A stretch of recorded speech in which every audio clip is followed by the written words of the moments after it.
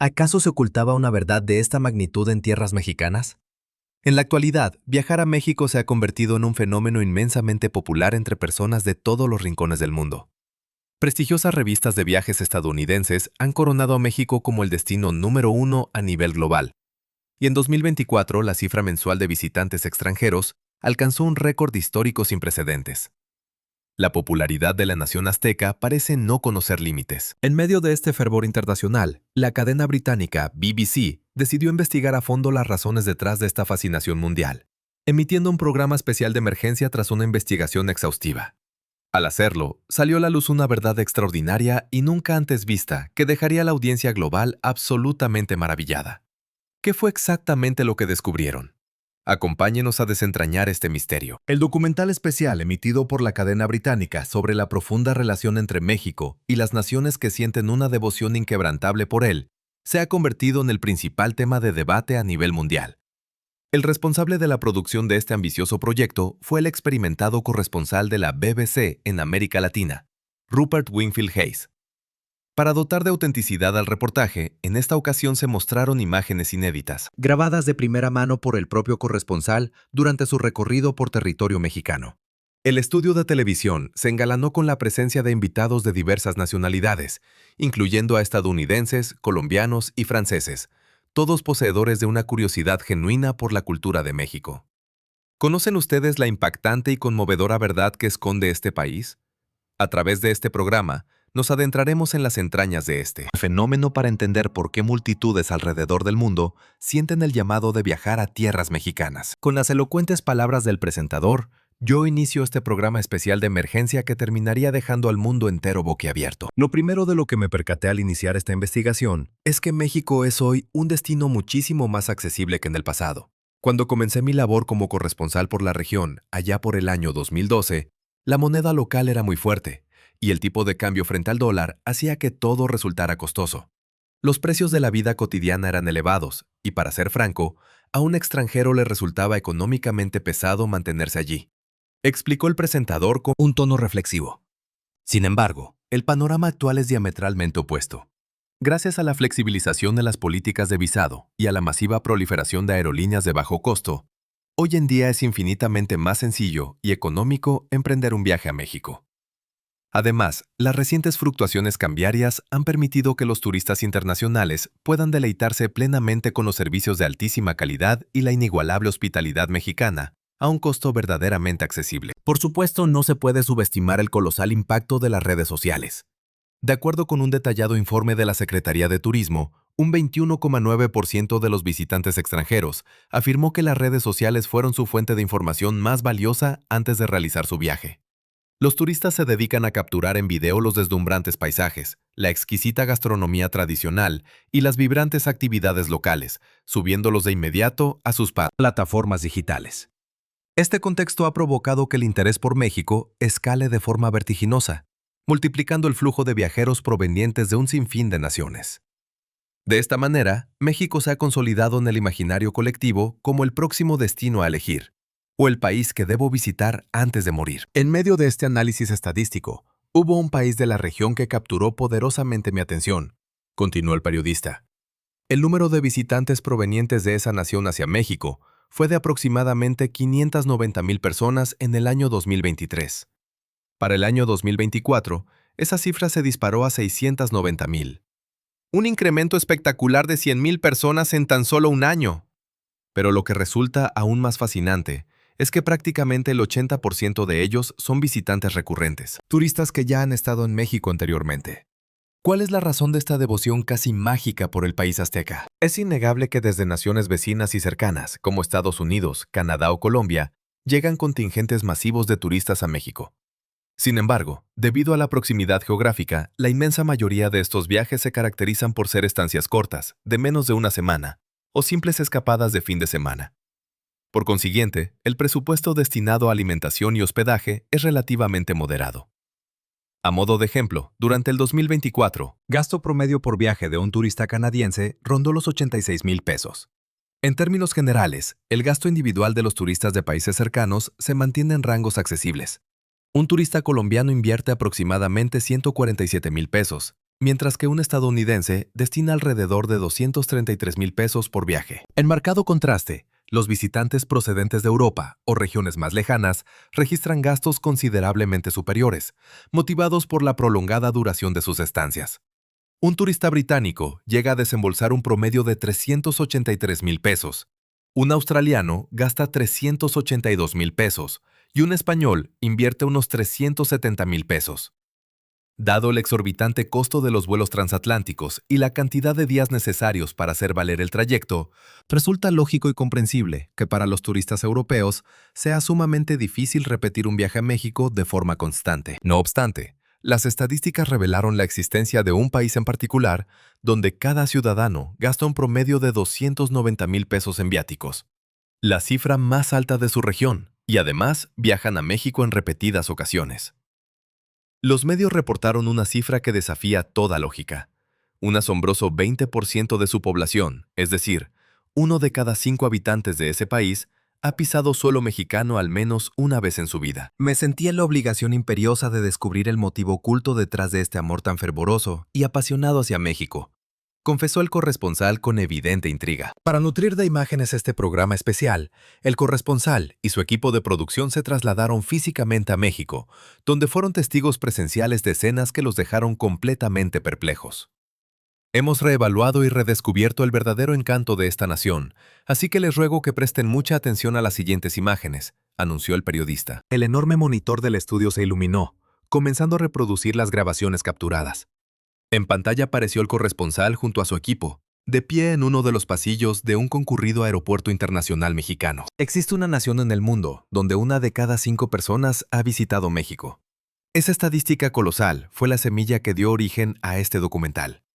A continuación, señoras y señores, observen con detenimiento la verdadera cara del México que fascina al mundo y el profundo vínculo que lo une con el país que más lo venera. Tras pronunciar estas palabras, el corresponsal señaló nuevamente la pantalla, mostrando fugazmente imágenes de una megalópolis latinoamericana, asfixiada por el tráfico y el caos, para luego contrastarla de golpe con la alegría y el asombro del equipo británico al ingresar a la terminal mexicana. Este aeropuerto es de una limpieza irreal, exclamó uno de los camarógrafos en la grabación. El aeropuerto donde había aterrizado el equipo de investigación era un templo de la pulcritud. No había ni una sola envoltura, ni un mísero papel tirado en el suelo, y los pisos de baldosas habían sido pulidos hasta brillar como espejos de cristal. Es cierto que existen aeropuertos modernos en muchos otros países de la región, pero en ellos es común encontrar basura abandonada en las salas de espera o presenciar a un personal de limpieza realizando su labor con apatía, desgano. El corresponsal, quien solía pensar que un aeropuerto no era más que un mero sitio de tránsito funcional, nunca le había prestado demasiada atención a la estética, siempre y cuando no estuviera asquerosamente sucio. Sin embargo, al ser testigo del nivel obsesivo de limpieza del aeropuerto mexicano, el periodista afirmó haber sentido una especie de devoción por el detalle y el perfeccionismo inherente a la cultura local. Posteriormente, antes de abandonar las instalaciones, el equipo decidió hacer uso de los sanitarios. Al ingresar, el impacto fue tal que quedaron enmudecidos. ¿Están seguros de que esto es un baño público?, preguntó un miembro del equipo. Los sanitarios en México eran espacios extraordinariamente amplios, inmaculados, con una iluminación cálida y una atmósfera de absoluta tranquilidad. Al entrar en los cubículos privados, notaron que estaban abundantemente provistos de papel higiénico. Los inodoros y los pisos carecían de la más mínima mancha, luciendo tan prístinos como si acabaran de ser inaugurados.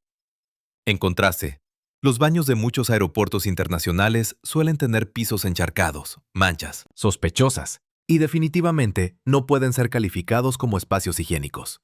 A menudo el papel higiénico está tirado por doquier y desprenden olores fétidos. El corresponsal recordó con desagrado un baño en otra capital de la región que juró no volver a utilizar jamás debido a su insoportable hedor.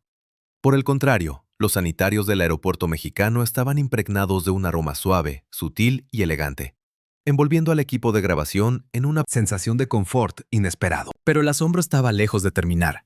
Durante su primera tarde en México, el equipo visitó un restaurante tradicional para almorzar, donde recibieron un nuevo choque cultural.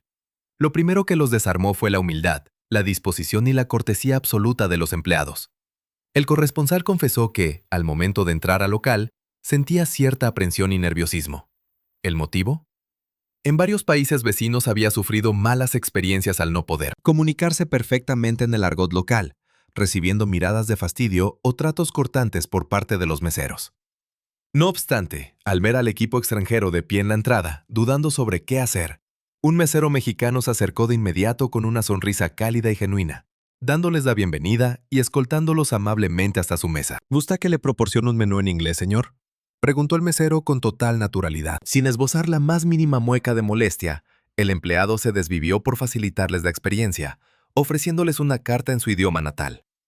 En otros lugares del mundo, el equipo había tenido que soportar a meseros que no despegaban la vista de sus teléfonos celulares, ignorando olímpicamente a la clientela, despachándolos con respuestas bruscas. Pero en aquel restaurante mexicano, la atención fue en todo momento solícita, detallista y de una educación exquisita.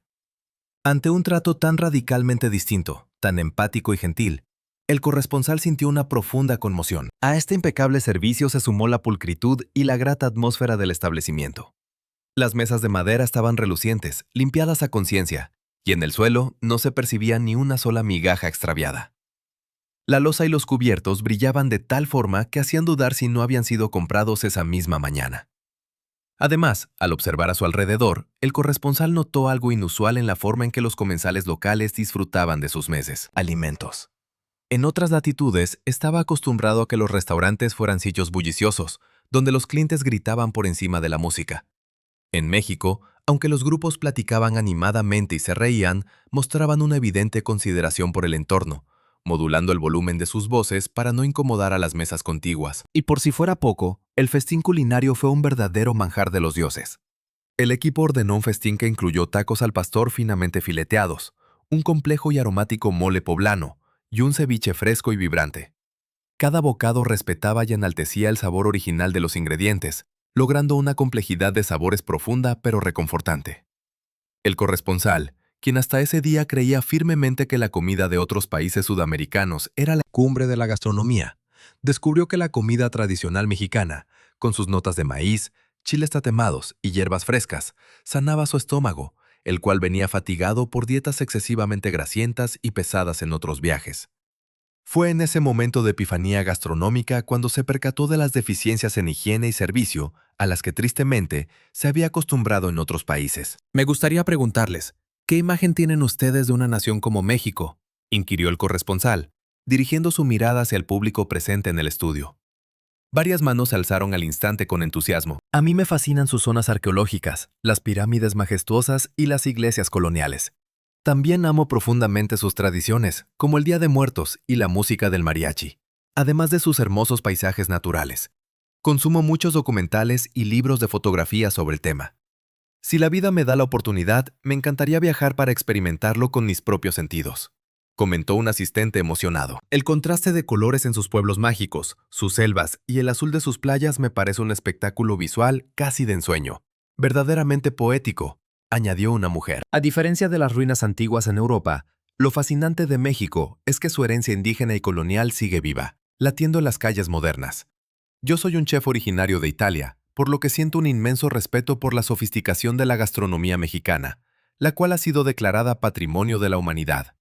Esos sabores ahumados, la delicadeza de sus salsas, la alta cocina internacional ha robado muchísimas ideas de la cocina tradicional de México.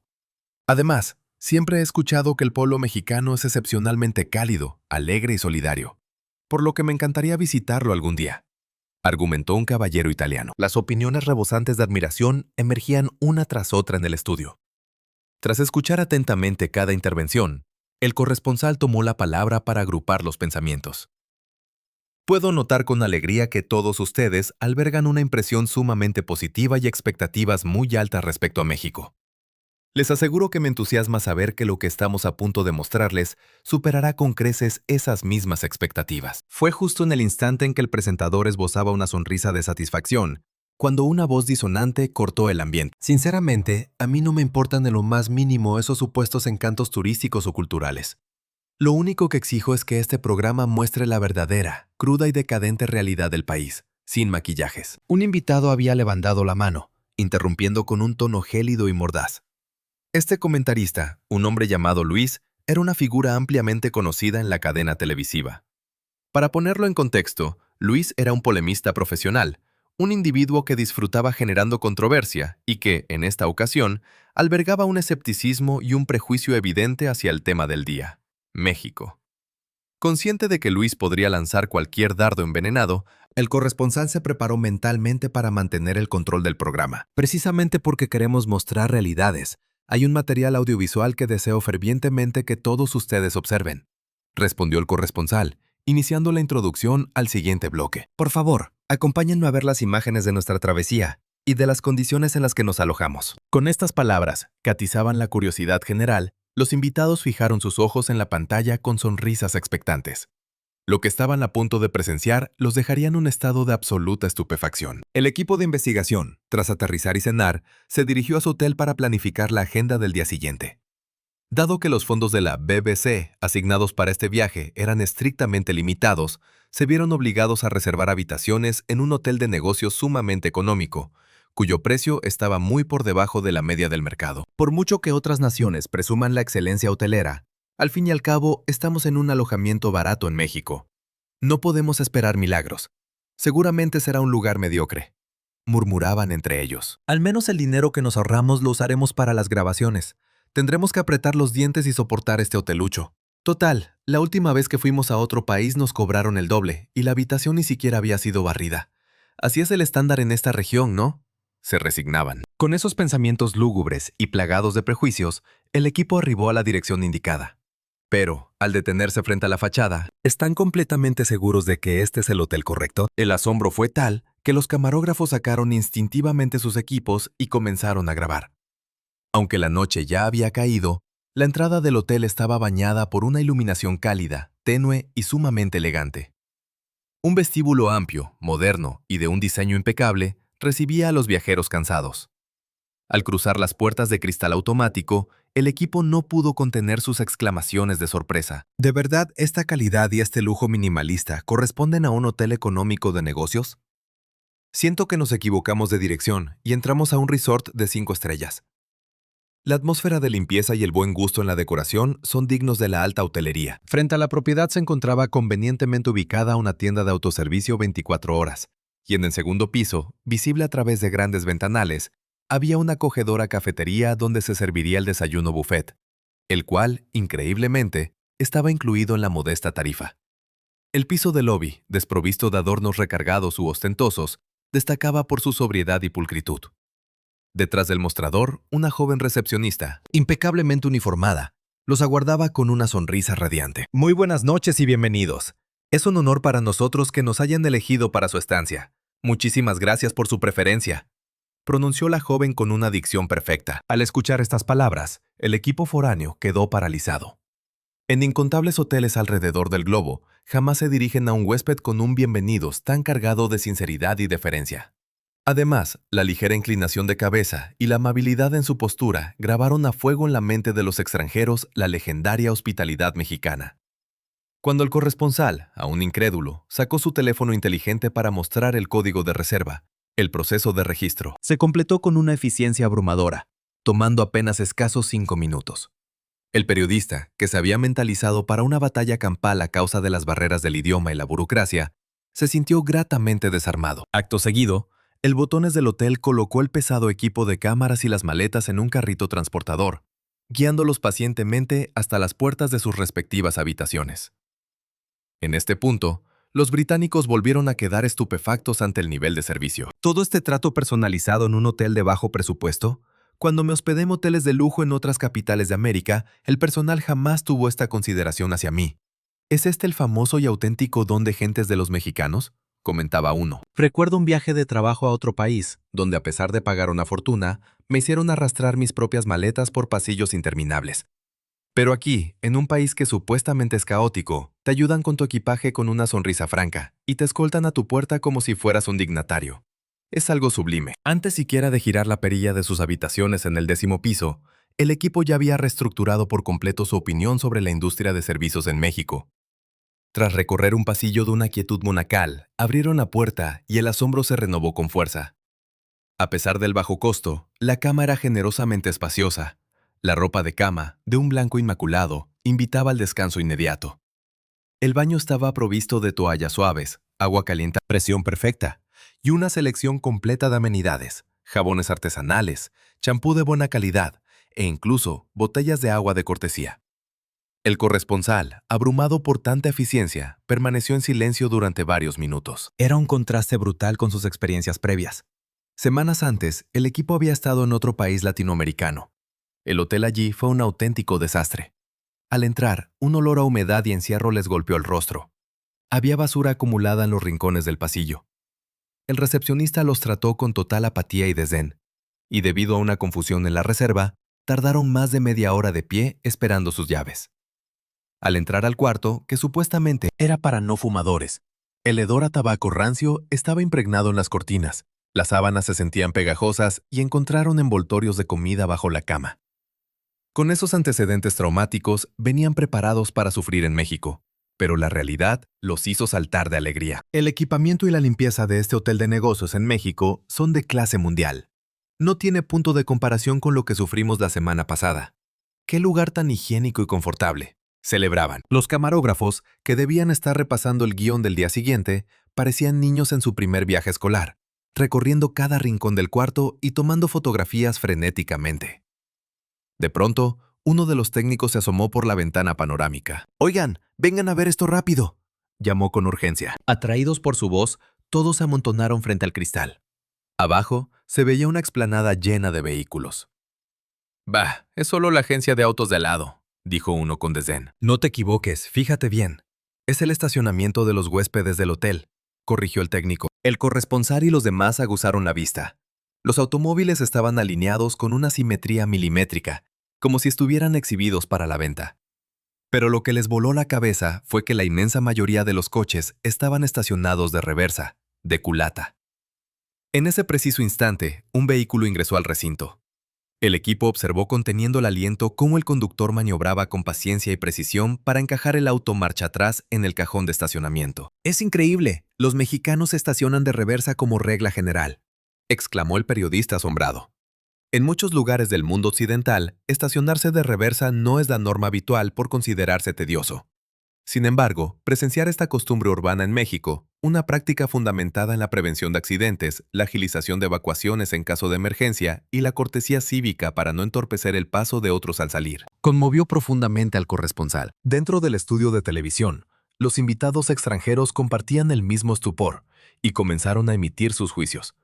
El hecho de pensar en la persona que va a transitar después de ti y estacionarse para facilitar las cosas, demuestra que México es un país cimentado en la empatía. Ahora entiendo todo. En mi país natal, la gente se pelea a gritos por un espacio y se lanzan de frente tratando de ganar el lugar sin importar a quién atropellen. En mi nación es igual, secundó otra invitada. Si ven un espacio libre, aceleran y meten el auto de golpe. Es tan peligroso que tienes que agarrar a tus hijos de la mano con fuerza en los estacionamientos. El corresponsal observaba con orgullo cómo los invitados se maravillaban ante la cultura cívica mexicana. En ese momento, el invitado de origen francés, recordando su propia experiencia, tomó la palabra. Para serles honesto, cuando viajé a la Ciudad de México y vi este fenómeno en los estacionamientos subterráneos, me quedé perplejo. La primera vez pensé que era una simple casualidad. Pero al ver que en plazas comerciales, edificios corporativos y hoteles todos hacían lo mismo, me di cuenta de que había un orden social subyacente. Ahora comprendo la noble razón detrás de este acto. Sin embargo, tras escuchar estas loas, el escéptico Luis no pudo contenerse y, alzando la voz con evidente irritación, interrumpió de tajo. «No, por favor, están completamente equivocados. Como dijo el amigo francés al principio, es una burda casualidad. ¿En serio creen que la gente planifica su vida en torno a cómo se va a estacionar? La gente actúa por inercia. No hay ninguna intención altruista detrás de eso. Ustedes están romantizando exageradamente acciones cotidianas sin sentido». Luis era conocido en otros espacios televisivos por emitir juicios severos y cargar con un prejuicio irracional contra México. Aunque el público sabía de su tendencia a la crítica destructiva, sus palabras generaron un tenso murmullo de indignación en el set. Para disipar esta atmósfera densa, el corresponsal intervino con una frase contundente. «Luis, te aseguro que la grandeza y el refinamiento de México no se limitan a cómo estacionan sus vehículos». Y a partir de ahí, el periodista comenzó a relatar con fervor cómo la calidez humana, el cuidado por los detalles y la vocación de servicio están intrínsecamente entrelazados en el ADN y la vida cotidiana del pueblo mexicano. Podrá parecer algo minúsculo, Pero el hecho de que en una fonda el mesero te explique con devoción y orgullo los ingredientes de un mole, o que el personal de limpieza del hotel detenga su labor para darte los buenos días con una sonrisa sincera en el pasillo, cambia por completo tu experiencia de vida. Esa atención meticulosa y esa empatía lograron que todo mi equipo, sin excepción, se declarara enamorado de México. A medida que el corresponsal narraba estas anécdotas y las imágenes de las calles y rostros mexicanos fluían en la pantalla, el estudio entero se veía envuelto en un aura de respeto y profunda admiración. Son esos gestos microscópicos los que erigen la monumental hospitalidad de México, reflexionó un invitado. Para serles franco, a veces los turistas mexicanos que visitan París son tan confiados, abiertos y carecen de tanta malicia que me preocupa que alguien se aproveche de ellos. Pero si comprendemos que provienen de una cultura donde, a pesar de sus retos sociales, en su núcleo existe un profundo sentido de comunidad y empatía, tiene todo el sentido del mundo que los mexicanos sean personas que confían ciegamente en la bondad de los extraños. Asintió la audiencia al unísono. En ese instante, el invitado italiano alzó la voz emocionado. Tuve el privilegio de visitar un mercado tradicional en Oaxaca y sentarme en un puesto de comida. Cada tortilla hecha a mano, cada cucharada de salsa preparada en molcajete, era una obra de arte comestible. Saben cómo exprimir hasta la última gota del alma de un ingrediente. Hay un respeto místico por la frescura de los alimentos y una técnica ancestral que brilla en las manos de sus cocineras. La gastronomía mexicana es visualmente deslumbrante, de raíces humildes, pero de una sofisticación técnica abrumadora. Es precisamente por ese nivel de perfeccionamiento culinario que su comida ha conquistado paladares en todos los continentes, agregó el presentador. Hoy en día, más allá de los tacos, el pozole, los tamales y los ceviches, se han posicionado como manjares de culto a nivel internacional. Esa hospitalidad nacida del corazón, la inmensa diversidad de su cultura y la paz que se respira en sus destinos turísticos son los pilares fundamentales de su arrasadora popularidad. Considerando todo esto, es lógico pensar que ese país misterioso, del cual el 20% de su población ha visitado México, se haya convertido en un fervoroso aliado y admirador incondicional de la cultura mexicana, concluyó el presentador. Fue entonces cuando un invitado, de tez morena y rasgos caribeños, originario de Belice, alzó la mano con gran dignidad para solicitar la palabra. Señoras y señores, los escucho hablar maravillas sobre México, que si la comida es un manjar inigualable, que si el servicio al cliente es impecable, o que sus zonas turísticas son seguras. Todo eso es verídico, pero deben saber que el amor profundo e inquebrantable que sentimos en nuestro país por México no se fundamenta únicamente en esas cuestiones superficiales. Yo soy beliceño. ¿Me concederían el honor de escuchar mi historia? El corresponsal, levemente desconcertado por la vehemencia del invitado que había permanecido en silencio hasta ese momento, preguntó con genuina curiosidad. ¿Usted es de Belice? Si la memoria histórica no me falla, el territorio beliceño fue, durante mucho tiempo, una colonia subyugada por el Imperio Británico. ¿Significa esto que, a pesar de esa herencia colonial europea, existe un sentimiento de profunda hermandad hacia México? Ante la duda del periodista, el invitado beliceño irguió la espalda con orgullo y respondió con voz firme y clara. Así es. Sin embargo, permítame corregir un malentendido frecuente. México jamás nos colonizó, ni nos oprimió, ni nos despojó. Por el contrario, en nuestros momentos más oscuros, México se convirtió en nuestro salvador y guía. Esta declaración dejó al estudio en un silencio sepulcral.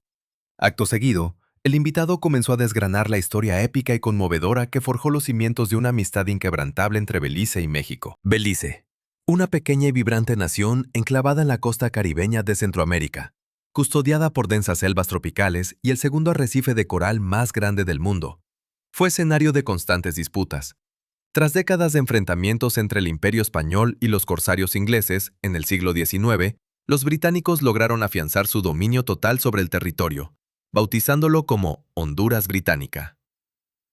El propósito principal del gobierno colonial era claro e implacable: la extracción brutal y sistemática de recursos naturales. Los densos bosques beliceños fueron saqueados para obtener codiciados recursos como el palo de tinte y la preciada madera de caoba, los cuales enriquecieron las arcas de Londres. A pesar de las fabulosas riquezas que emanaban de su tierra natal, la población beliceña fue condenada a vivir en una miseria lacerante. El gobierno colonial británico jamás mostró el más mínimo interés en fomentar industrias locales, impulsar una agricultura sostenible, construir infraestructura civil o mucho menos elevar la calidad de vida y educación de los nativos. Las riquezas cruzaban el océano, pero en Belice no quedaba más que sudor y pobreza. ¿Acaso no existía furia o rebeldía entre los habitantes ante esta flagrante explotación? El tejido social de Belice era complejo. Habitaban afrodescendientes, criollos, mestizos y diversas comunidades indígenas mayas. Los británicos, maestros en la táctica de divide y vencerás, fomentaron magistralmente la desconfianza, los prejuicios raciales y las rencillas entre estos grupos, manteniendo a la nación fragmentada, débil y exhausta por conflictos internos. El miedo a represalias, militares externas y la falta de cohesión interna mantenían al pueblo sometido. En este lúgubre escenario de desesperanza y pobreza, el destino le tenía deparado a Belice un giro providencial. En la década de 1940, una serie de fenómenos climáticos, sumados a las secuelas económicas globales y la priorización de recursos británicos hacia los frentes de guerra en Europa, dejaron a la colonia en un estado de desamparo absoluto. La infraestructura maderera estaba en ruinas, destruida no solo por los huracanes, sino por el abandono negligente de los administradores británicos, quienes se retiraron de las zonas productivas tras exprimir hasta el último centavo, dejando tras de sí maquinaria oxidada y tierras erosionadas. Fue en esta época de tribulación extrema cuando una figura extraordinaria cruzó la frontera sur. Su nombre era Carlos Mendoza. Este distinguido ingeniero agrónomo y diplomático, originario del estado mexicano de Veracruz, un hombre de 42 años con una impecable trayectoria en el desarrollo rural en su país, fue enviado a Belice encabezando una misión de emergencia y cooperación técnica ordenada por el gobierno de México. Era la primera vez que Mendoza pisaba suelo beliceño. Si bien las instrucciones oficiales desde la capital mexicana eran difusas y apuntaban en parte a asegurar acuerdos madereros y materias primas en una época de escasez regional, Mendoza se encontró con una realidad desgarradora. Un país rico en recursos, pero estrangulado por siglos de colonialismo rapaz. Al asumir su cargo como enlace diplomático y técnico en el territorio, el primer acto oficial de Mendoza no fue una inspección de recursos, sino solicitar una audiencia formal y sumamente respetuosa con las autoridades tradicionales y los líderes de las comunidades locales, quienes a pesar de estar marginados, eran el alma de Belice. La modesta sede donde se reunieron no era un gran palacio, sino una sencilla casa comunal de madera. Los líderes locales, curtidos por desconfianza y ensufrimiento, recibieron al emisario mexicano con rostros endurecidos por el escepticismo. Mendoza avanzó hacia el centro del salón y, para sorpresa de todos, se quitó el sombrero e hizo una reverencia cargada de un respeto absoluto y genuino. Acto seguido, les comunicó que México no venía como un nuevo amo, sino que reconocía y honraba la dignidad inalienable de las comunidades de Belice, respetando sus costumbres, sus jerarquías y su derecho a existir. Frente a este saludo, tan desprovisto de la arrogancia imperial británica, los líderes asintieron lentamente, aunque la chispa de la sospecha aún brillaba en sus miradas. Cientos de años de despojos europeos no se borraban con un saludo cortés. Recibiendo las palabras cautelosas de los líderes, Mendoza expresó su más profunda gratitud y formuló una petición inusual. Disculpen mi atrevimiento, pero necesito comprender a fondo la realidad y el corazón de este pueblo. ¿Tendrían la enorme bondad de asignarme a un joven local que conozca la tierra como la palma de su mano y que hable inglés y español a la perfección, para que trabaje a mi lado como mi asistente y guía? La petición desconcertó a los líderes, quienes esperaban imposiciones, no solicitudes de ayuda. Tras un breve cruce de miradas, llamaron a un joven que aguardaba en el exterior. Te presento a Mateo. A partir de mañana será tu sombra y tu voz. Conoce los caminos y domina ambos idiomas. Mateo, un joven brillante que apenas rondaba los 20 años, aunque visiblemente nervioso, se acercó a Mendoza y le ofreció la mano con firmeza.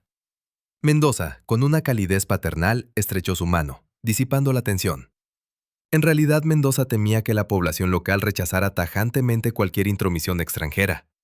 Sin embargo, su trato horizontal y humanista logró apaciguar los ánimos iniciales. Aún así, cuando Mendoza abandonó el recinto, algunos ancianos y líderes se miraron con cinismo. Palabras bonitas, pero al final del día, los mexicanos son como los ingleses o los españoles. Seguro solo buscan saquear la madera y largarse. Y dirigiendo la mirada a Mateo, le ordenaron: manténlo vigilado en todo momento, no confíes en él. Pero ¿quién era realmente este joven Mateo? Antes de develar su destino, sigamos los pasos de Carlos Mendoza en su misión titánica. A la mañana siguiente, Mateo se presentó en la modesta oficina asignada a la delegación mexicana. Cuando Mendoza desplegó sobre la mesa su itinerario de trabajo, el rostro de Mateo se nubló. Ingeniero, ¿vamos a inspeccionar las antiguas zonas madereras de caoba, las que los ingleses dejaron en ruinas? Inquirió Mateo con resignación. asumiendo que esa era la única misión de cualquier extranjero. Mendoza negó con la cabeza, esbozando una sonrisa amable. No, Mateo. Lo que necesito ver con mis propios ojos son las aldeas donde vive la gente común, aquellos lugares olvidados por los mapas. El ingeniero señaló con su dedo un punto remoto en el mapa, rodeado de selva impenetrable. Mateo se quedó atónito. Aquella era una zona desprovista de cualquier industria extractiva, habitada por comunidades indígenas y campesinas que sobrevivían en la miseria más absoluta. Los caminos eran trochas devoradas por la maleza, y la tierra no era ideal para grandes monocultivos. Sin entender las intenciones del diplomático, Mateo lideró la expedición. Tras abrirse paso por la jungla, llegaron a la aldea.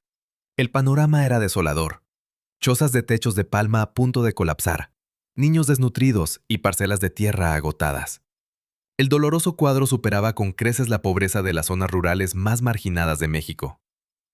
¿Acaso no existe algún cultivo rentable en esta zona?, preguntó Mendoza con el corazón oprimido. Mateo negó con la cabeza, la voz quebrada. La gente aquí sobrevive mediante la técnica de roza y quema, cosechando un poco de maíz, frijol y tubérculos, pero la tierra pierde sus nutrientes rápidamente. Tienen que moverse constantemente. El gobierno colonial nunca nos enseñó técnicas modernas, y no hay carreteras para vender excedentes. Solo tenemos esto. En otras zonas remotas habitaban grupos mayas que también cultivaban a pequeña escala, pero vivían totalmente aislados y resentidos con las etnias de la costa. Mendoza escrutó el horizonte, fijando su mirada en la vasta selva del Petén beliceño, rica en árboles de chico zapote. Señalando el dosel verde, preguntó: ¿y qué provecho se saca de ese inmenso bosque? Mateo, sin comprender a dónde quería llegar, respondió con apatía. Lo único abundante es la resina del árbol de chico zapote, el chicle. Muchos campesinos arriesgan sus vidas adentrándose en la selva para extraer la resina y venderla por unos cuantos centavos a los acaparadores extranjeros, apenas para comprar comida. El precio sube y baja, y nadie nos protege. Ante esta respuesta desganada, los ojos de Mendoza brillaron con una luz de esperanza. El chicle natural era en ese momento un producto extremadamente demandado en la industria global. Si lograba organizar a los extractores, chicleros, mejorar las técnicas de recolección sin destruir los árboles y eliminar a los intermediarios abusivos, podría crear una fuente de ingresos estable. ¿No existe algo como una cooperativa agrícola comunitaria? Si los trabajadores unen fuerzas, negocian juntos y construimos un centro de acopio y procesamiento local, los ingresos se multiplicarían, propuso Mendoza con fervor. Una cooperativa es una organización donde personas con objetivos comunes aportan capital y trabajo para el beneficio colectivo. Si la aldea colaboraba, el sueño de una planta procesadora sería realidad. Pero Mateo, con la mirada clavada en la tierra yerma, sacudió la cabeza con pesadumbre. Ingeniero, aquí la gente vive al día. Si no trabajan hoy, sus hijos no comen mañana. Nadie tiene un centavo para aportar a una cooperativa, y siglos de divisiones nos han quitado la confianza en el prójimo para ayudarnos mutuamente. La dura realidad de que el hambre y la urgencia anulan la capacidad de planear a futuro golpeó a Mendoza. Tras meditar profundamente en silencio, levantó el rostro y con una voz cargada de determinación le dijo a Mateo: entonces el gobierno de México aportará el capital semilla para construir la infraestructura. Contrataremos a la gente de la aldea y la cooperativa será de ellos. Al escuchar esto, el rostro de Mateo se transfiguró por el pánico. Con una voz alterada y un tono casi hostil, le advirtió: si usted planea usar el trabajo forzado de esta gente, los líderes se levantarán en armas. Hemos sufrido bastante bajo el yugo colonial como para que ahora nos obliguen a construirles fábricas a cambio de raciones de miseria. Mendoza quedó desconcertado por un instante ante la agresividad de Mateo, pero rápidamente comprendió la herida histórica que originaba esa reacción. El joven pensaba que sería un sistema de esclavitud moderna disfrazada. Mendoza soltó una carcajada cálida y sanadora. Por supuesto que no, Mateo. A todos y cada uno de los trabajadores se les pagará un salario digno y justo, en efectivo y a tiempo. Las jornadas laborales serán humanas y respetuosas de sus derechos. La riqueza generada será para levantar sus propias casas, no para enriquecernos nosotros. Mendoza explicó apasionadamente que al otorgarles ingresos fijos y estables, la mentalidad de supervivencia cambiaría por una de progreso y hermandad. Fue en ese preciso instante cuando Mateo comprendió la verdadera magnitud del alma de este mexicano. No venía a expoliar a Belice, venía a resucitarlo, a devolverle la dignidad a un pueblo aplastado por el colonialismo. ¿Será posible que esta tierra recupere su paz y prosperidad perdida?, se preguntó Mateo. Corazón, Floreció un sentimiento de lealtad absoluta y admiración genuina hacia Mendoza. Al regresar a la oficina, Mendoza se arremangó la camisa y comenzó a trazar planos de inmediato.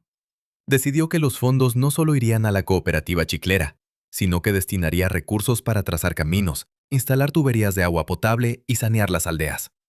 Pero la burocracia sería su peor enemigo. Un día, mientras Mendoza enviaba a Mateo a informar a los líderes sobre los avances del proyecto, el asistente administrativo de la delegación mexicana, un hombre apellidado García, irrumpió en la oficina furioso. Al ver la tensión, Mateo, que apenas iba a cruzar la puerta, se detuvo y escuchó desde las sombras. «Exijo una explicación inmediata, ingeniero Mendoza», gritó García, rojo de furia. ¿Por qué diablos está dilapidando los fondos federales de México en construir infraestructura comunitaria y caminos para los locales? Usted no tiene autorización desde la capital para hacer filantropía. La voz calmada pero firme de Mendoza resonó en la habitación. No he olvidado mi misión de asegurar suministros para nuestro país, García. Pero para lograr un intercambio justo y sostenible, el paso más crítico es forjar un lazo de confianza y respeto mutuo con el pueblo beliceño. García, cegado por la ambición cortoplacista, contraatacó. Pamplinas, ¿de qué nos sirve gastar dinero mexicano en la calidad de vida de estos campesinos? No tiene ningún sentido estratégico. A García le era inconcebible destinar un solo peso en el bienestar de extranjeros. Mendoza, elevando el tono con una majestuosidad moral inquebrantable, sentenció. Creo firmemente que si el pueblo de Belice alcanza la estabilidad social, ambos pueblos prosperaremos juntos.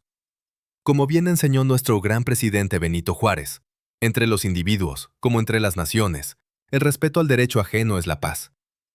Esa es la única ruta honorable para asegurar una relación fructífera a largo plazo. Mateo, agazapado junto a la puerta, sintió un nudo en la garganta. La filosofía de Mendoza era diametralmente opuesta a la codicia británica. Mendoza les proponía ser hermanos, no súbditos. Consciente de que Mendoza arriesgaba su puesto, su reputación e incluso enfrentaba cargos por desvío de recursos al desobedecer a García, el joven beliceño supo que debía proteger y apoyar a este hombre excepcional con su propia vida. A pesar de las amenazas de García, Mendoza obtuvo el respaldo de las autoridades locales y se lanzó a la construcción. Recorrió aldeas predicando el poder de la unión comunitaria. Si unimos nuestras fuerzas, si dejamos de lado los rencores impuestos por quienes querían vernos débiles, este país se levantará de sus cenizas. Al principio los campesinos, asfixiados por el hambre del día a día, no prestaban mucha atención. Sin embargo, el ingeniero mexicano no claudicó. Poco a poco, las contrataciones iniciaron, los salarios justos comenzaron a circular y la comida volvió a las mesas. Mendoza, siempre pedagógico, les enseñó a recolectar el chicle y la madera sin arrasar la selva, preservando el ecosistema para las futuras generaciones. No podemos depredar este paraíso. Si cuidamos el bosque nos cuidará a nosotros de forma permanente, les decía. Mateo, como su fiel traductor y aliado, fue fundamental para convencer las masas.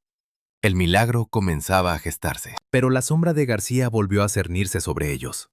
«Ingeniero», irrumpió García nuevamente, cerrando la puerta con violencia. «En México están furiosos por la lentitud en el envío de materias primas. Me exigen que reclute a la población civil a la fuerza, mediante cuotas obligatorias, para acelerar la extracción. Olvídese de las cooperativas y aplique mano dura». García estaba sugiriendo esclavizar de facto a los beliceños, repitiendo los oscuros episodios de explotación forzada. Mateo, conteniendo el aliento, tembló de indignación. «Te equivocas, García», respondió Mendoza con la voz templada como el acero. «Sería una vergüenza histórica, una mancha imborrable para México, si nos rebajáramos a tratar a nuestros hermanos latinoamericanos como bestias de carga. Es un acto repudiable». García quedó atónito, pero insistió. «Pero a nuestro país le urgen los recursos ahora mismo. No me hable de moralidad cuando tenemos la presión encima». Mendoza se puso de pie y lo enfrentó con una mirada fulminante. «Las crisis económicas pasan, los gobiernos cambian, pero si traicionamos la confianza de este pueblo hoy, si los pisoteamos por nuestro beneficio egoísta inmediato, la cicatriz del rencor nunca sanará y seremos el hazmerreír de la historia. Nuestro deber ético es pensar en el mañana, no solo en el ahora». Desarmado por la superioridad moral de Mendoza, García escupió una última amenaza. «Reportaré su insubordinación directamente a los más altos mandos gubernamentales», y salió dando un portazo. Mateo entró en la oficina, visiblemente alterado. «Ingeniero, su vida profesional y su libertad corren peligro. Este hombre lo destruirá». Mendoza, con una serenidad pasmosa, le sonrió al joven. En México, Mateo, tenemos un profundo arraigo por la solidaridad y el honor. Creo firmemente que el verdadero corazón de mi país late al ritmo del respeto por el prójimo. Por eso, debemos acelerar nuestro trabajo aquí, antes de que intenten detenerme. ¿Cuento contigo? Hasta el final, don Carlos. Por el futuro de Belice y por el honor de México. Le entregaré hasta mi última gota de sudor. Juró Mateo, con los ojos anegados en lágrimas de admiración. La cruzada de Mendoza no se detuvo en lo económico. Le pidió a Mateo que lo llevara a las montañas para dialogar con los grupos mayas y otras etnias que vivían en eterno conflicto con las comunidades afrodescendientes de la costa. Un país fracturado por el odio interno jamás florecerá, sentenció Mendoza. A pesar del rechazo inicial, las amenazas y el peligro físico extremo al que se expuso al adentrarse en territorios hostiles, el diplomático mexicano acudió una y otra vez, ofreciendo infraestructura equitativa y mediación. Gracias a su infinita paciencia y su autoridad moral, logró sentar a los líderes de grupos rivales en la misma mesa. Mendoza fue el arquitecto invisible de la cohesión social moderna de Belice. Desgraciadamente, el tiempo implacable le jugó en contra. Las maniobras políticas de García surtieron efecto, y apenas un año y medio después de su llegada, Mendoza recibió un telegrama urgente ordenando su traslado inmediato y su retiro de la misión. Debía abandonar Belice. Un año y medio parece un suspiro en la historia de una nación. Pero para Belice, esos meses bajo la tutela y el amor de Mendoza representaron el primer paso real hacia su renacimiento y autodeterminación. En la víspera de su partida, Mendoza reunió a Mateo y a los líderes comunitarios. Les agradeció profundamente por haberle permitido trabajar en su tierra y les auguró un futuro brillante, basado en amistad eterna entre México y Belice.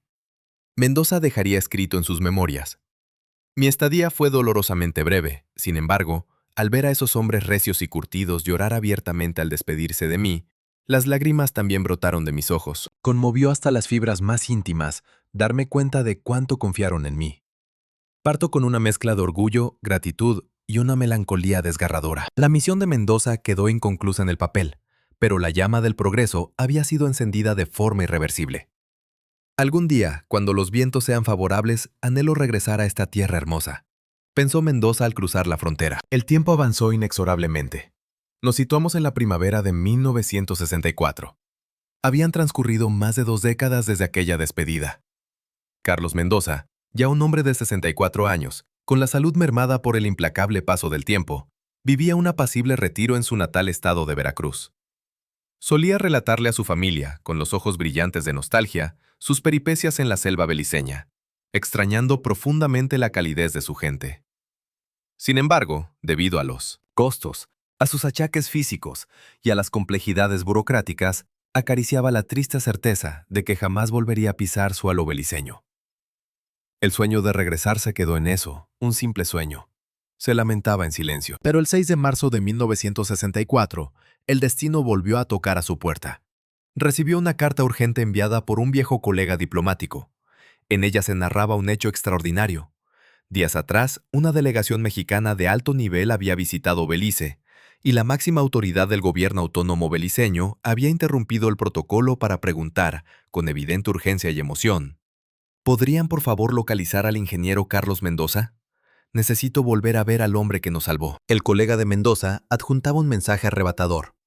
El gobierno de Belice ha extendido una invitación formal y con honores de Estado para que viaje con nosotros. ¿Acepta? Mendoza sintió que el corazón le daba un vuelco de pura felicidad, pero su cruda realidad física lo frenó. A mi edad y con mis dolencias, un viaje tan largo y extenuante es un lujo imposible, respondió con profunda tristeza, declinando la invitación. Sin embargo, la respuesta desde Belice no se hizo esperar. No se preocupe por el trayecto, don Carlos. El gobierno de Belice enviará un avión privado con asistencia médica exclusivamente para recogerlo y llevarlo con todas las comodidades. Es una orden ineludible del líder de la nación. Mendoza, con las manos temblorosas de emoción, escribió en su diario antes de partir: mi corazón late desbocado, como si retrocediera 22 años en el tiempo. La ilusión ahoga mis miedos físicos. El 31 de marzo de 1964, tras sobrevolar la selva que tanto amaba, el avión privado aterrizó suavemente en suelo beliceño. Al descender por la escalerilla, un suspiro escapó de sus labios. ¡Qué añoranza tan dulce! La capital se veía modernizada, pero el verdor del paisaje seguía intacto. Fue conducido inmediatamente al despacho de la máxima autoridad del gobierno autónomo de Belice, quien en la actualidad es el equivalente al primer ministro. Al ingresar a la imponente oficina, Mendoza se dispuso a realizar una respetuosa inclinación. Pero antes de poder hacerlo, una voz cálida, quebrada por la emoción, lo detuvo. Lo estábamos esperando con los brazos abiertos, don Carlos. Mendoza levantó la vista y quedó petrificado. El hombre vestido de traje impecable, irradiando autoridad, dignidad y liderazgo, no era otro que Mateo. Su brillante, leal y joven asistente se había convertido en el líder supremo y conductor del destino de Belice. Mateo avanzó rápidamente y tomó ambas manos del ingeniero mexicano, estrechándolas con una fuerza que transmitía décadas de gratitud acumulada. Se ha convertido usted en un líder extraordinario, Mateo. Usted y su hermosa nación han florecido. Logró balbucear Mendoza, abrumado por el impacto. Mateo, con los ojos húmedos, le sonrió con devoción. Hemos transitado, paso a paso, el camino que usted nos trazó con su ejemplo. Si hoy estoy en esta posición, y si Belice tiene esperanza y cimientos sólidos, se lo debemos enteramente a usted, don Carlos, y al noble corazón de México. Bajo el liderazgo de Mateo, Belice había redactado constituciones, desarrollado la agricultura a gran escala, impulsado la educación universal y construido carreteras y hospitales. Pero Mateo sabía que el reto final era la independencia absoluta de Gran Bretaña. Con profunda humildad, Mateo le rogó a Mendoza que se quedara en Belice como su consejero y asesor principal para guiar a la nación en esa etapa crítica. Mendoza, declinando con la elegancia que lo caracterizaba, respondió: Mi misión concluyó hace muchos años, Mateo. Usted, con su propia sabiduría y fortaleza, ha forjado el progreso de esta tierra. No dudo que conducirá a Belice hacia un horizonte de grandeza incalculable. Y, añadiendo con la voz impregnada de cariño fraternal, concluyó: Mi único deseo, tanto ayer como hoy, es que Belice y México caminen de la mano, compartiendo prosperidad y una amistad que trascienda los hilos. Como su amigo incondicional, estaré siempre a una carta de distancia para lo que necesite. Mateo asintió solemnemente, sellando un pacto de fraternidad eterna entre ambas naciones. Belice continuó su imparable desarrollo, y en 1981 coronó su esfuerzo alcanzando la ansiada independencia del Reino Unido, ingresando a las Naciones Unidas con la frente en alto y convirtiéndose en un baluarte de riqueza cultural y natural en la región. Hasta el día de hoy, los lazos entre México y Belice son inquebrantables, prosiguió el invitado beliceño en el estudio, secándose una lágrima furtiva. ¿Quieren saber qué piensa el ciudadano de a pie en Belice sobre México? Permítanme compartirles algunos testimonios reales. Siento un respeto infinito por los mexicanos. Son personas increíblemente trabajadoras y solidarias. Su país siempre ha sido una fuente de inspiración y apoyo para nosotros. México es una potencia cultural fascinante. Crecimos amando su música, sus telenovelas, su historia. Sueño con recorrer sus estados y maravillarme con su diversidad. Mi abuelo trabajó en la construcción de los caminos cuando el ingeniero mexicano vino a salvarnos. Siempre nos enseñó a decir «Gracias, México», con la mano en el corazón. Nuestros líderes históricos nos inculcaron un respeto sacrosanto por el pueblo de México. Defenderemos y nutriremos esta hermandad por el resto de nuestros días. Actualmente México no solo es uno de los principales socios comerciales e inversores de Belice, sino que es un aliado indispensable en temas de seguridad regional, desarrollo de infraestructura y cooperación energética, explicó el invitado con gran convicción. Además, el intercambio cultural, educativo y deportivo es asombrosamente dinámico. Hemos forjado una de las relaciones bilaterales más sanas, productivas y profundas de todo el continente. El legado del ingeniero Carlos Mendoza es la piedra angular de esta amistad de acero. La devoción que sentimos los beliceños por México es una herencia sagrada que jamás permitiremos que se extinga. Al culminar este desgarrador y majestuoso relato, el estudio entero estalló en aplausos ensordecedores.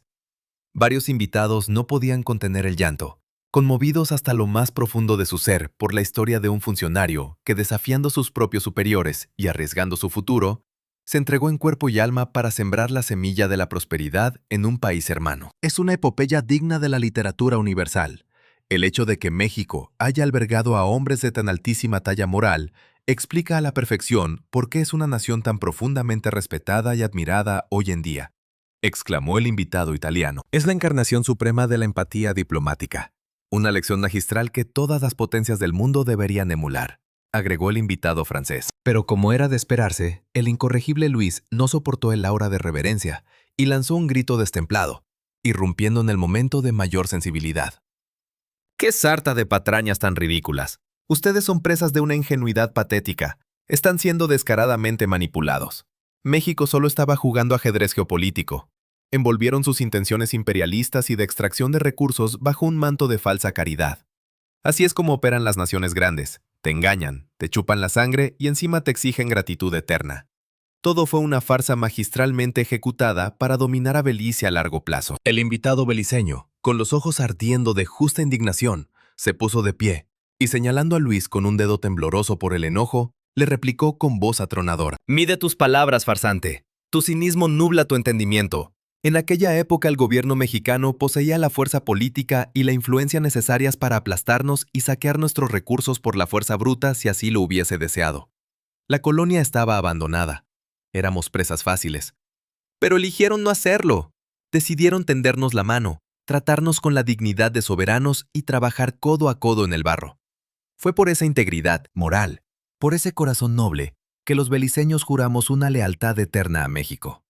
Los que sufrimos en carne propia, no olvidamos a quienes trajeron luz en nuestra noche más oscura. Tu mezquindad jamás podrá ensuciar la grandeza de esa nación». Acorralado por la fuerza aplastante de la verdad histórica y la pasión irrefutable del beliceño, Luis se quedó sin argumentos, balbuceando palabras incomprensibles, mientras su rostro se teñía de un rojo intenso por la vergüenza, temblando de frustración ante las cámaras. La historia de Carlos Mendoza, quien puso su carrera en la guillotina por amor al prójimo, y la de Mateo, quien levantó un país sobre los hombros de esa enseñanza, provocó una ovación de pie en el estudio que se prolongó durante varios minutos. Justo cuando el clímax emocional del programa alcanzaba su cenit, el invitado estadounidense frunció el ceño, recordando un detalle crucial. Girándose hacia el corresponsal, preguntó con curiosidad insaciable. «Un momento, Rupert. Al principio del programa, nos dejaste en suspenso afirmando que había un país en particular del que 1 de cada 5 habitantes viajaba obsesivamente a México. Belice tiene una justificación histórica hermosísima, pero demográficamente no cuadra con ese impacto masivo. ¿Qué país es ese del que nos hablaste? Nos estás torturando, revélanos la respuesta». Ante esta exigencia, el corresponsal esbozó una sonrisa astuta y enigmática, acomodándose en su asiento. «Tienen toda la razón. Ha llegado el momento de desvelar el gran misterio. Damas y caballeros, ese país fascinado hasta la médula con México es Panamá». Al pronunciar el nombre, un jadeo de sorpresa genuina recorrió las gradas del estudio. «¿Panamá? Me cuesta muchísimo trabajo creerlo», exclamó uno de los invitados. Dada la convulsa historia de intervenciones extranjeras en Centroamérica y el hecho de que Panamá es hoy un hub bancario y logístico de primer mundo con fuertes vínculos con otras potencias, siempre asumí que mantendrían una postura distante o pragmática hacia sus vecinos del norte. «Es cierto», secundó otro. «Que Panamá albergue un amor tan ferviente y pasional por México me parece algo casi inverosímil. ¿Estás seguro de que esos datos estadísticos no tienen un error de cálculo?» El corresponsal asintió suavemente, comprendiendo a la perfección del desconcierto general, y prosiguió con su magistral exposición. «Créanme, yo compartía su mismo escepticismo inicial. Me negaba a creerlo. Pero, ¿cómo fue que Panamá, una nación tan cosmopolita y dinámica, se convirtió en el admirador número 1 de México? Es mi deber hoy, a través de este programa especial, desgranarle las razones exactas para que puedan dimensionar este fenómeno». Y con un ademán teatral, el periodista solicitó que se mostraran nuevos gráficos e imágenes en la pantalla panorámica. Para empezar, es imperativo que entendamos qué tipo de nación es Panamá en la actualidad. Panamá no solo el canal. Hoy por hoy es uno de los países más seguros y prósperos de toda América Latina. Cuenta con una economía vibrante, un desarrollo logístico sin parangón, rascacielos que rivalizan con los de Miami o Dubái, y ocupa las posiciones más altas en los índices de competitividad global de la región. Los invitados, observando las impresionantes vistas aéreas de la ciudad de Panamá, asintieron con admiración. «En efecto, Panamá es un titán económico», intervino un especialista en el público. «Es un epicentro financiero global, un crisol donde confluyen el comercio, la banca, la tecnología y el turismo de lujo. Su nivel de vida es la envidia de muchos. Además, poseen una diversidad gastronómica excepcional, producto de la mezcla de culturas que transitan por su territorio», añadió otro. «A pesar de ostentar una riqueza tan formidable», continuó el corresponsal, «Panamá posee una historia sumamente intrincada y dolorosa. Tras sufrir ocupaciones e inestabilidad, la nación moderna se forjó a base de sudor y resistencia. Y es precisamente este pueblo panameño, empoderado, culto y con los recursos para viajar a cualquier metrópoli europea o asiática, el que decide, de manera abrumadora y repetitiva, tomar un avión rumbo a México. Este nivel de predilección es una anomalía hermosa en el turismo global. A continuación, les expondré los 5 pilares fundamentales que explican este inmenso amor. Las razones que el corresponsal procedió a enumerar dejarían a los invitados absolutamente maravillados ante el magnetismo cultural mexicano. El primer pilar indiscutible es el poderío abrumador de la historia y la cultura mexicana. México es cuna de civilizaciones milenarias, y su herencia indígena, fusionada con su majestuosa arquitectura colonial, se mantiene viva, latiendo en sus calles, museos y tradiciones. Para los panameños, provenientes de una nación geográfica y demográficamente pequeña y muy enfocada en la modernidad, sumergirse en la vasta y ancestral cultura de México es un viaje en el tiempo fascinante e irreemplazable. El segundo pilar es la apabullante diversidad de sus paisajes. Panamá goza de un clima tropical ardiente y húmedo durante los 12 meses del año. La nieve y los ecosistemas alpinos son alienígenas para ellos. Por ende, la posibilidad de tomar un vuelo y en pocas horas encontrarse esquiando los bosques nevados de Arteaga en Coahuila o escalando el Nevado de Toluca ejerce un encanto magnético e irresistible para los panameños. Tener la oportunidad de disfrutar de aguas termales rodeado de bosques de coníferas es un lujo celestial que nosotros valoramos muchísimo, comentó un experto panameño en el set. Y la magia de caminar por los laberínticos callejones de Guanajuato durante el Festival Cervantino es una experiencia que te roba el aliento. El tercer pilar, que ha conquistado el corazón y el estómago del mundo entero, es la sublime gastronomía mexicana, avanzó el periodista. Y en Panamá, la obsesión por la comida mexicana ha alcanzado niveles estratosféricos, especialmente entre las nuevas generaciones. Han florecido auténticos emporios restauranteros dedicados al arte culinario mexicano en la ciudad de Panamá. Nuestros estudios revelan que más del 90% de los jóvenes panameños menores de 30 años consumen comida mexicana genuina al menos una vez por semana. Y en el segmento de mayores de 50 años, la cifra de quienes la han incorporado a su vida es de un asombroso 100%. Los ingredientes frescos y los sabores audaces han generado una lealtad a prueba de fuego. Ante la contundencia de las cifras, el detractor Luis volvió a la carga, destilando veneno. Esa es la falacia más grande que he escuchado. La gastronomía de México está sobrevalorada. Son puros platillos grasientos ahogados en picante para esconder la falta de técnica y sofisticación. La alta cocina francesa o la asiática le dan 1000 vueltas. Esos jóvenes panameños solo comen tacos por seguir una burda moda de redes sociales. Es comida chatarra glorificada que pronto será desechada en el olvido. Frente a la ignorancia y el desprecio de Luis, el corresponsal mantuvo una calma imperturbable y desplegó una nueva gráfica en el monitor gigante. Permítame iluminarlo con datos duros, estimado Luis. Observemos detenidamente la gráfica de motivaciones de consumo en Panamá. Un apabullante 45% de los encuestados afirma categóricamente que consume gastronomía mexicana simplemente porque su sabor les parece exquisito y superior. A esto se suma un 34,2% que declara consumirla porque es la comida favorita de sus familiares y amigos para celebrar momentos especiales. En conjunto, casi un 80% del país consume comida mexicana por puro amor al sabor y su importancia emocional. Esto destroza por completo el argumento de que es una simple moda pasajera. Además, añadió el corresponsal con una sonrisa triunfal, hay decenas de restaurantes mexicanos en el extranjero que han sido galardonados con las codiciadas estrellas Michelin, y figuras de la talla del chef Enrique Olvera en Pujol son reverenciadas a nivel mundial. La sofisticación de la gastronomía mexicana es un hecho científico y cultural innegable. Luis, sintiéndose acorralado y humillado por la evidencia estadística, farfulló excusas absurdas. Seguramente las encuestas están manipuladas, o el paladar de esa gente está atrofiado por no conocer cosas mejores. Haciendo caso omiso a las pataletas de Luis, los demás invitados intervinieron en defensa de México. Yo prefiero la frescura de un buen ceviche acapulqueño o la complejidad de un mole negro oaxaqueño sobre cualquier platillo europeo pretencioso, afirmó el italiano.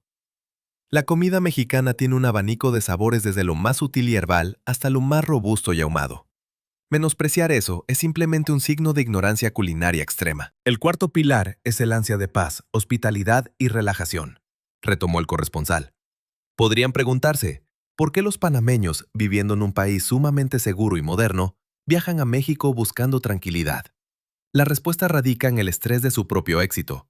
Panamá es un núcleo de negocios vertiginoso, donde el orden y la limpieza pública se mantienen a raya gracias a un sistema implacable de multas y sanciones extremadamente severas. Es muy cierto, confirmó el invitado francés.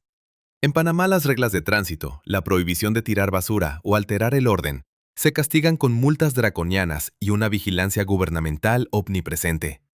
El ciudadano vive bajo una gran presión para no infringir las normas. Exactamente, prosiguió el periodista. En contraste, la limpieza de las zonas turísticas en México, la cortesía de su gente y la seguridad de sus pueblos mágicos no nacen del terror a una multa exorbitante, sino de un profundo sentido cultural de hospitalidad, del orgullo por su tierra y de una vocación innata de hacer sentir al visitante como en casa. En México, el panameño encuentra un orden social cálido, humano y relajado, que le permite bajar la guardia y sanar su estrés. El quinto y último pilar es el colosal impacto de la cultura pop y el entretenimiento mexicano. El cine de la época de oro con titanes como Cantinflas, Pedro Infante o María Félix educó sentimentalmente a toda América Latina. Generaciones enteras de panameños crecieron riendo y llorando con programas icónicos como El Chavo del Ocho, y hoy en día, los jóvenes consumen vorazmente el cine mexicano contemporáneo, las series de plataformas de streaming y la música regional que domina las listas globales. Este bombardeo cultural ha forjado un hilo emocional indestructible desde la cuna. Tras enumerar estos pilares, el corresponsal guardó silencio por unos segundos, adoptando un semblante de extrema gravedad y respeto. Sin embargo, si queremos comprender la verdadera dimensión espiritual de esta alianza entre México y Panamá, debo remitirme a uno de los capítulos más oscuros y sangrientos de la historia contemporánea de América.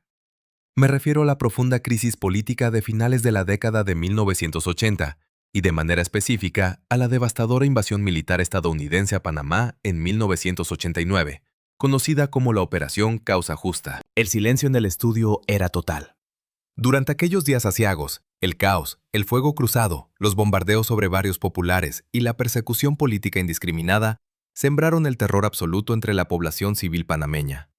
Las calles ardían y la desesperanza era la única dueña del país. En medio de este infierno, relató el periodista con la voz cargada de emoción, emergió la figura de un hombre extraordinario, un diplomático mexicano llamado Roberto Aguilar. Fiel a la legendaria y sagrada tradición mexicana del derecho de asilo diplomático, Aguilar desafió enormes presiones internacionales, arriesgó su propia integridad física y ordenó abrir de par en par las puertas de la embajada mexicana en Panamá. Emitió miles de salvoconductos, ocultó a perseguidos políticos, protegió a familias inocentes del fuego cruzado y fungió como un escudo humano entre los fusiles y la población civil. La Embajada de México se transformó en un faro de luz y en un santuario inviolable. Aguilar y el cuerpo diplomático mexicano salvaron incontables vidas panameñas, convirtiéndose en héroes silenciosos en medio de la peor de las masacres. Cuando el humo de la guerra se disipó y Panamá comenzó su lenta y dolorosa reconstrucción, la memoria de aquella mano salvadora tendida por México quedó grabada en el alma nacional panameña. Pero México no se detuvo ahí. Durante la fase de reconstrucción, lejos de exigir compensaciones o aprovecharse de la vulnerabilidad, las empresas y el gobierno mexicano fueron de los primeros en canalizar inversiones masivas para reactivar la destrozada economía de Panamá. Ayudaron a levantar puentes, reconstruir infraestructura y fomentar empleos. Hoy en día, México se alza como uno de los principales socios comerciales y el mayor inversionista latinoamericano en Panamá. La hermandad forjada en la sangre y la tragedia se consolidó en la paz y la prosperidad compartida. El corresponsal concluyó su magistral intervención. Es por esta amalgama perfecta de maravillas culturales, encantos gastronómicos, calidez humana y un profundo lazo histórico de gratitud y salvación, que Panamá y México están unidos por un amor que trasciende el tiempo. Cuando las pantallas se fundieron a negro, una ovación atronadora, vibrante e interminable estalló en el estudio. Prácticamente todos los invitados tenían los ojos anegados en lágrimas. La revelación de que países que habían atravesado el infierno de la colonización y la guerra habían encontrado en México no a un depredador o a un espectador indolente, sino a un hermano mayor, a un salvador empático y a un aliado incondicional, conmovió los cimientos de la sal. ¿Es posible que exista una nación con tanta luz en el mundo? Esta es la prueba fehaciente de la nobleza del alma humana, y el pueblo mexicano la posee en abundancia. Murmuraba entre sollozos una de las panelistas. Historias como la de Belice y la de Panamá deben ser enseñadas en los libros de texto de todas las escuelas del planeta. Es el triunfo de la compasión sobre la codicia. En el inmenso universo de las redes sociales, la reacción fue igualmente volcánica. Millones de internautas inundaron las plataformas con mensajes de profundo asombro y gratitud. Desconocía por completo esta épica histórica. Parece el guión de una película de Hollywood, pero es una realidad maravillosa. Saber que hubo mexicanos dispuestos a dar la vida y la carrera por proteger a hermanos latinoamericanos me llena el pecho de un orgullo infinito. México es gigante. Este documental es un tributo monumental a la amistad internacional. ¡Viva México! ¡Viva Panamá y viva Belice! Y entonces la cámara enfocó a Luis, el hombre que durante todo el programa había escupido veneno, escepticismo y críticas despiadadas contra México, se encontraba ahora cabizbajo, con el rostro desencajado y lágrimas traicioneras asomando en sus ojos. En un acto de contrición absoluta, Luis alzó la mirada, tomó aire y con voz trémula y sincera hizo una confesión pública. He sido un ciego, un necio dominado por prejuicios estúpidos y una visión horriblemente sesgada. Me dediqué a juzgar y a atacar a una nación basándome en mi propia ignorancia. Escuchar el testimonio del sacrificio por Belice y comprender el heroísmo durante la tragedia en Panamá me ha sacudido el alma. He juzgado mal a México y lo lamento profundamente. Estas historias han encendido en mí un deseo ferviente de viajar allá, de pisar su tierra y pedir disculpas. Luis miró directamente al corresponsal y añadió con humildad. Si la vida me otorga el inmenso privilegio de volver a ser invitado a este programa después de haber visitado México, les juro que me sentaré aquí para narrarles la verdadera y grandiosa cara del pueblo mexicano, vista a través de mis propios ojos, ya libres de odio. El corresponsal, Conmovido por esta redención inesperada, le dedicó a Luis una sonrisa sumamente cálida y comprensiva, asintiendo lentamente con la cabeza. Y a ustedes, apreciables espectadores, ¿qué les ha parecido este viaje profundo por la historia, la empatía y la hermandad? Nos encantaría leer todos y cada uno de sus comentarios, reflexiones y opiniones en la sección de abajo. nuestro compromiso es seguir trayéndoles historias Inspiradoras, desgarradoras y hermosas, que nos recuerden la grandeza del espíritu humano. Así que por favor, no olviden suscribirse, activar las notificaciones y dejarnos su valioso me gusta. Desde lo más profundo de nuestros corazones, les agradecemos infinitamente habernos acompañado en esta travesía hasta el último segundo. Nos vemos muy pronto en el próximo video.